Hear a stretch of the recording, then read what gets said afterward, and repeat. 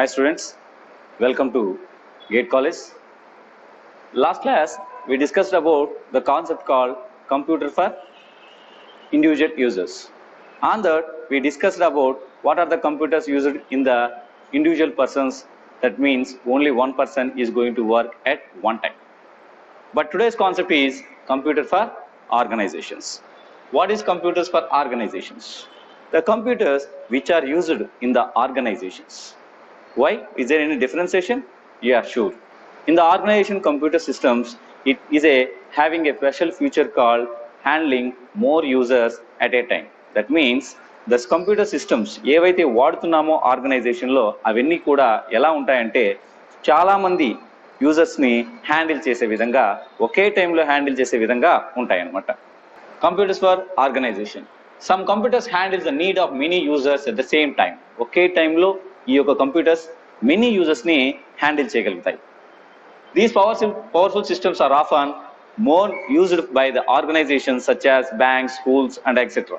Organisations ఏవైతే ఉన్నాయో అంటే different type of organizations handle number of users, కస్టమర్స్తో యూజ్ చేస్తున్న గూగుల్ కావచ్చు, ఎల్ఐసి ఆఫీస్లో ఉన్న మెయింటైన్ చేసే డిఫరెంట్ టైప్ బ్రాంచెస్ ఉన్న డిఫరెంట్ ఏరియాస్లో ఉన్న బ్రాంచెస్లో ఉండి కూడా కావచ్చు, ఏటీఎం సెంటర్స్ కావచ్చు, యూజ్ చేసే బ్యాంకులు కావచ్చు, చాలా డిఫరెంట్ యూజర్స్ని చాలా మంది చిన్న బ్రాంచెస్ నుండి ఒకే సర్వర్లో వాళ్ళ డేటా అంతా కూడా స్టోర్ చేసుకొని రన్ చేస్తూ ఉంటుంది. దట్ ఈస్ డేటా అంతా కూడా ఒక చోట ఉన్నట్లయితే దానికి యూజ్ చేసే వాళ్ళు డిఫరెంట్ ఏరియాస్ నుంచి యూజ్ చేస్తూ ఉంటారు. Support what we are using in the ATM centre. ATM centre నువ్వు ఎక్కడి నుంచైనా డ్రా చేయొచ్చు. చేసిన తర్వాత మీరు డ్రా చేసిన అప్డేట్ మెయిన్ సర్వర్ సిస్టమ్కి స్టోర్ అవుతుంది. అలాగా ఒకే టైంలోనే రిజల్ట్స్ వచ్చినప్పుడు ఒక సిస్టమ్ నుంచే మీకు యాక్సెస్ దొరుకుతుంది. That means you are getting a results అన్నప్పుడు మీరు ఒక్కరే కాదు, మల్టిపుల్ యూజర్స్ అంతా కూడా ఒక్కసారిగా చాలా మంది లక్షల్లో ఉన్న స్టూడెంట్స్ అంతా కూడా ఒక్కసారిగా ఆ రిజల్ట్ని టార్గెట్ చేస్తారు. ఆన్ ద టైం అక్కడంతా నుంచి రిజల్ట్ అంతా వచ్చేది కూడా ఒక కంప్యూటర్ నుంచే. ఆ కంప్యూటర్ ఒకే టైంలో ఎన్ని లక్షల మందిని హ్యాండిల్ చేస్తుందండి? That is the thing, that is type of organisation computers అంటారు. The largest organization computer supports thousands of individual users at the same time and from the thousands of miles away. పర్టికులర్గా ఒక area నుంచే కాదండి, different areas నుంచి వచ్చే రిక్వెస్ట్లను కూడా ఈ server అనేది క్లయింట్స్ రూపంలో ఉండి ఉన్న యూజర్స్ అందరికి కూడా అదే టైంలో వర్క్ అయితే సాటిస్ఫై చేస్తూ ఉంటుంది. సో ఇవి 4 టైప్ ఆఫ్ కంప్యూటర్స్ అండి. వీటిని 3గా కేటగిరీస్ చేస్తారు. Network servers, main frame computers, mini computers and super computers. ఈ నాలుగు కూడా టైప్ ఆఫ్ కంప్యూటర్స్ అని కూడా చెప్పొచ్చు. ఈ యొక్క పర్ఫార్మెన్స్ని మెయింటైన్ చేసుకొని వీటిని ఈ విధంగా డివైడ్ చేయడం జరిగింది. Let's see what is a network servers. Network servers అంటే ఏంటి?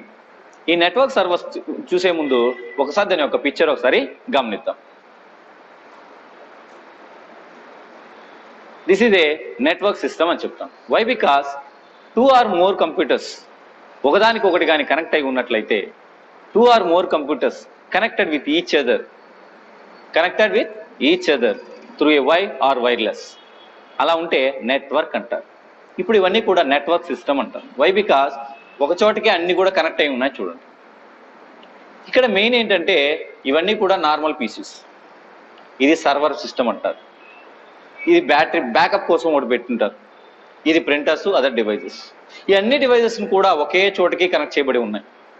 సో దట్ మీన్స్ డేటా అంతా కూడా సర్వర్ సిస్టంలో మెయింటైన్ చేస్తుంటారు. ఆ డేటాని కూడా అన్నిటికీ షేర్ చేయబడి ఉన్నారు.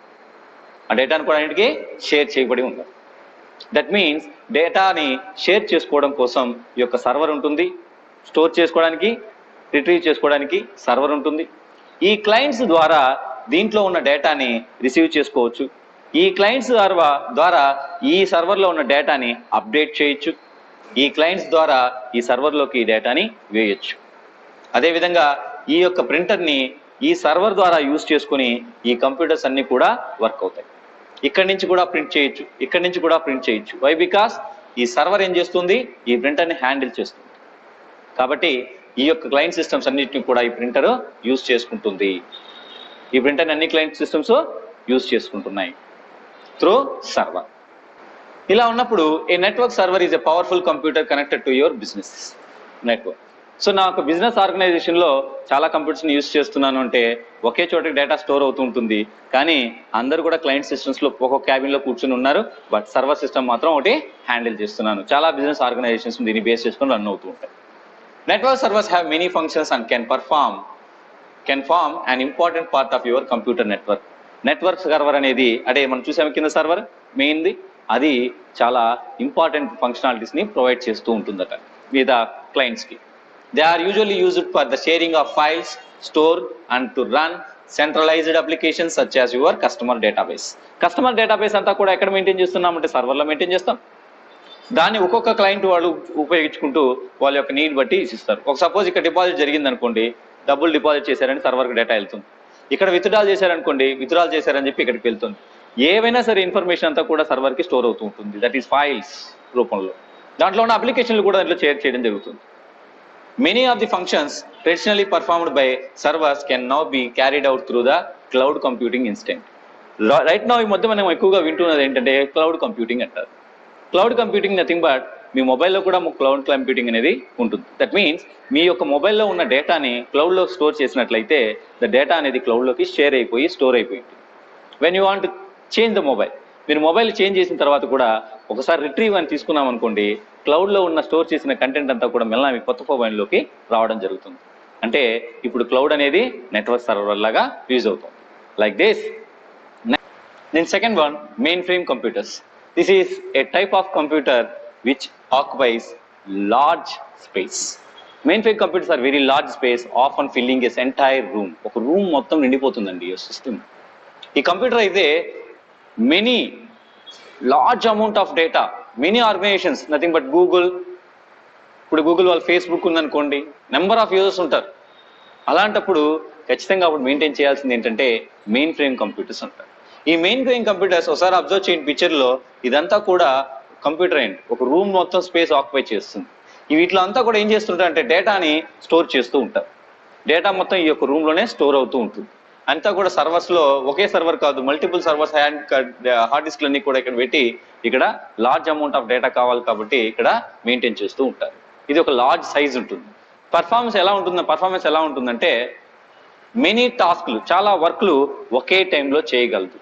నెంబర్ ఆఫ్ యూజర్స్ని ఒకేసారి హ్యాండిల్ చేయగలదు. అందుకనే దీన్ని మెయిన్ ఫ్రేమ్ కంప్యూటర్స్ అంటారు. ఈ మెయిన్ ఫ్రేమ్ కంప్యూటర్స్ని ఎక్కువగా లార్జ్గా డేటాని యూజ్ చేసేవాళ్ళు ఎవరైతే బ్యాంకర్స్, తర్వాత ఇన్సూరెన్స్ ఆర్గనైజేషన్స్, తర్వాత వచ్చి టెలికమ్యూనికేషన్స్ వాళ్ళు, ఇవి ఎక్కువ మంది యూజ్ చేస్తూ ఉంటారు. The price of mainframe computers is too high. చాలా ఎక్కువ ఉంటుంది ధరండి. Why? Because mainframe computers can handle more data కాబట్టి, అండ్ ఆల్సో వెరీ క్రూషియల్ ఇన్ఫర్మేషన్ని హ్యాండిల్ చేస్తుంది కాబట్టి, అదేవిధంగా మల్టీ టాస్కింగ్ చేయగలుగుతుంది కాబట్టి, మల్టిపుల్ యూజర్స్ని హ్యాండిల్ చేయగలుగుతుంది కాబట్టి మెయిన్ ఫ్రేమ్ కంప్యూటర్స్ కాస్ట్ కూడా వెరీ హైగా ఉంటుంది. మెయిన్ ఫ్రేమ్ కంప్యూటర్స్ వెరీ హైగా ఉంటాయి. అంతేకాకుండా మెయిన్ ఫ్రేమ్ కంప్యూటర్స్కి టెర్మినల్స్ అనేది రెండు రకాలుగా ఉంటాయి. What is a terminal? Terminal అంటే మెయిన్ ఫ్రేమ్ అనేది కంప్యూటర్ ఒక చోట ఉండిపోతుంది, దీన్ని యాక్సెస్ చేయడానికి కంప్యూటర్ సిస్టమ్స్ ఉంటాయి చూసారా, వాటిని టెర్మినల్స్ అంటారు. ఆ సిస్టమ్స్లో ఎలా ఉంటాయంటే టెర్మినల్స్ రెండు రకాలుగా ఉంటాయి. ఒకటి డంప్ టెర్మినల్ అని, రెండు ఇంటెలిజెంట్ టెర్మినల్ అని. What is dumb terminal, what is intelligent terminal? దేని డంప్ టెర్మినల్ అంటామంటే మెయిన్ ఫ్రేమ్ కంప్యూటర్స్ ఒకటేనండి, ఒక క్లయింట్ ఉంది, దట్ ఈస్ టెర్మినల్ ఉంది. ఆ సిస్టమ్ ఎలా ఉంటుందంటే ఈ మెయిన్ ఫ్రేమ్లో కంప్యూటర్లోకి డేటాని వేస్తూ తీస్తూ మాత్రమే ఉంటుంది. దట్ మీన్స్ దీంట్లో ఉన్న డేటాను అక్కడికి వెళ్ళడం, అక్కడ ఉన్న డేటా చూపించడం, తర్వాత అక్కడ ఏమైనా డేటా ఇస్తే తీసుకొని ఇక్కడికి పంపించడం, అంతే తప్ప అక్కడ డేటా ఎలాంటి స్టోరేజింగ్ కూడా ఉండదు. అలాంటి కంప్యూటర్ని డంప్ టెర్మినల్ అంటారు. దాన్ని ఏమంటారు? డంప్ టెర్మినల్ అంటారు. ఒకవేళ టెర్మినల్ ఎలా ఉందంటే అక్కడి నుంచి డేటాను పంపిస్తుంది, ఇక్కడి నుంచి డేటాను తీసుకుంటుంది, అంతేకాకుండా ఇక్కడి నుంచి వచ్చిన డేటాని కూడా కొన్ని ప్రాసెస్ చేసి వేరే విధంగా చూపించగలుగుతుంది. అక్కడ ప్రాసెసింగ్ అంత లేదు, ఎలా ఉందో అలా చూపిస్తుంది టెర్మినల్. కానీ ఇక్కడ ఏం చేస్తుందంటే ఒక ప్రాసెసింగ్ కూడా జరుగుతుంది అక్కడ టెర్మినల్లో. అక్కడ ఒక అప్లికేషన్ ఇన్స్టాల్ చేసి ఉంటారు. అలాంటి వాటిని ఇంటెలిజెంట్ టెర్మినల్ అంటారు. ఈ ఇంటెలిజెంట్ టెర్మినల్ డేటాని స్టోర్ చేసుకోదు. ఇక్కడ ఉన్న డేటా పంపించేటప్పుడు ఒక ఫార్మాట్ రూపంలో ఇక్కడికి పంపిస్తుంది, సేవ్ చేసి పెడుతుంది.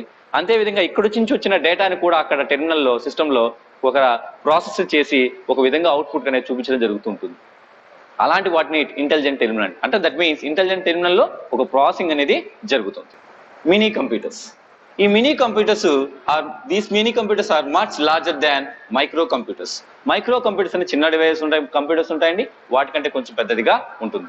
The cost of these computers are vary from thousands of dollars. ఈ డాలర్స్ మీద కొంచెం ఎక్కువగా ఎక్స్ట్రా ఉంటుందండి compare to the micro computer. Micro computer అంటే చిన్న కంప్యూటర్ అండి, దానికంటే కూడా కొంచెం కాస్ట్ ఎక్కువగా ఉంటుంది.